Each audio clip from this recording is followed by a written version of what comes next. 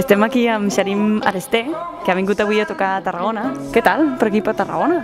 Bé, molt bé. Això és la capital de la meva comarca. O sigui, en principi hauria de ser un honor estar per aquí. Molt bé. I ho és. Clar, perquè tu vas començar a Flix. Explica'm una mica com van ser aquests inicis a Flix. La música va arribar i s'ho va emportar tot. S'ho va emportar tot l'altre. I estant a Flix... Bé, suposo que vaig ser afortunat perquè vaig poder tindre... No hi havia gaires estímuls, vull dir, i llavors va ser fàcil poder concentrar-me en entrar cap a dins de mi mateix i vaig anar buscant un altre... Flix. On vas començar a tocar allà a Flix? Vaig començar...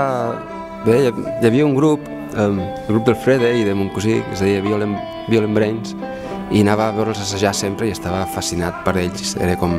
De sobte no havia sentit mai tanta vibració, els amplificadors sonant, l'olor de la marihuana, jo que sé què era, per primer cop tot allò, que vaig al·lucinar i me vaig enganxar a la música. Va ser com la primera cosa... Vaig ser una gran sensació de veritat que no havia tingut mai i per això va ser com, això és tan veritat, necessito fer-ho. I fins avui. O sigui, per això va venir tota aquesta afició per la música. Sí, llavors, com et deia, al poble hi havia molt pocs estímuls i el que veies per la tele, jo que sé, de sobte la música semblava com que era la cosa més bonica del món. I el teu pas per Malassang? Explica'm una mica. Aviam, que hi pensi. Sí, Malassang va ser com el tercer grup que vaig muntar, de fet.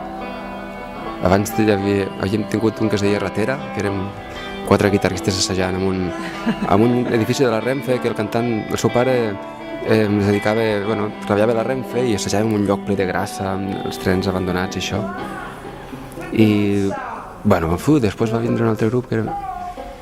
En Malassang va ser la meva escola, realment. Les meves primeres gravacions les vaig fer amb ells, però jo tenia 16 anys i em fa molta vergonya escoltar allò. I ara t'has fet un lloc a Barcelona també, no? A l'escena musical de Barcelona. Ha estat difícil fer-se un lloc com algú que ve de fora? Fer-se un lloc en aquesta escena barcelonina?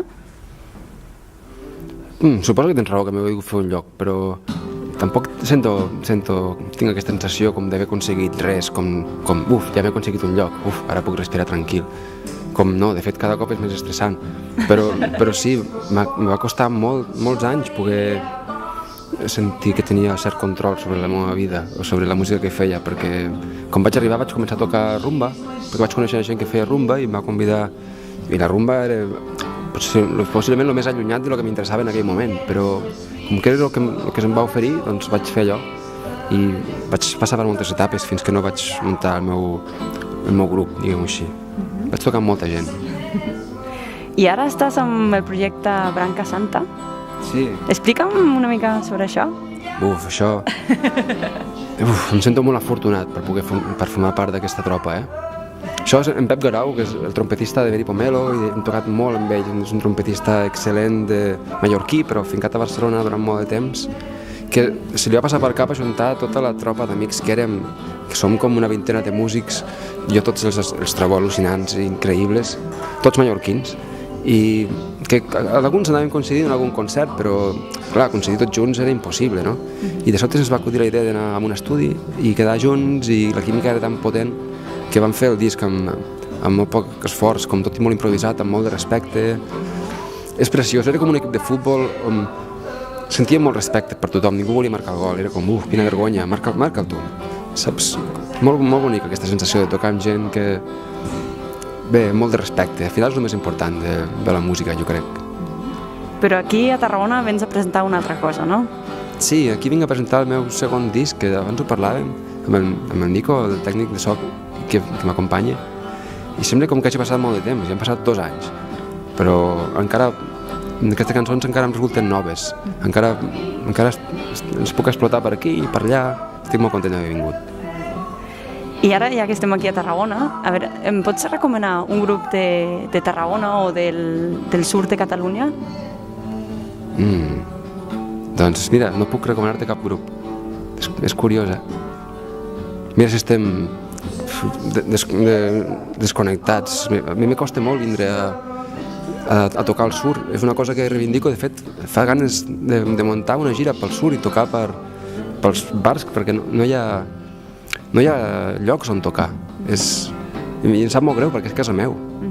Però sento que la gent que venim d'allà hem de sortir d'allà i quan tornem costa molt que vingui la gent a veure'ns. Hi ha molta feina per fer. S'ha de reivindicar el sur com un lloc cultural, perquè hi ha molta cultura, hi ha molta gent fent coses, però que està desarticulada. I no te puc recomanar res en aquest moment. Segur que hi ha 1000 coses i ara no em ve cap al cap. Doncs anem acabant. Anem amb els ràpids. Jo et dic una cosa i tu m'acabes la frase. Vale. Sí? Va, quina por. No res. Tarragona és? Tarragona és solejada. Els tarragonins són? És que la motxacota és de Tarragona, llavors podria dir moltes coses tarragonins. Sí. Flix és? Flix és endogàmic. Xerim és? Soc un tros de pedra. La música és? La música és llum i color. No? Sí, llum, bàsicament. La millor cançó d'amor és?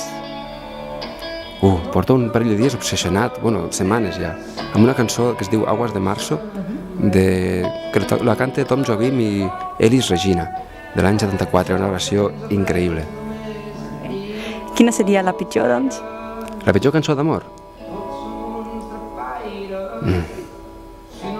No, ai, vols dir que... Si una cançó d'amor no pot ser... Si realment estàs enamorat, qualsevol cançó d'amor et pot commoure, encara que sigui dolenta.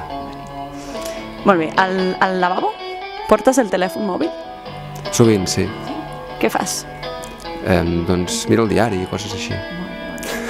Ja que estem al lavabo, com s'ha de col·locar el paper de vàter? A mi m'agrada que estigui a mà. Molt bé, a mà, però llavors ja està a mà, no? Llavors col·loquem amb el paper cap a fora o cap a dins de la paret? Hòstia, no havia pensat mai en això.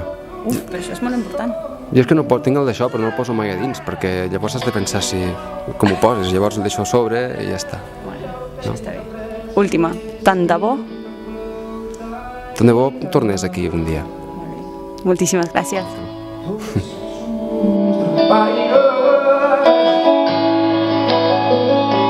Y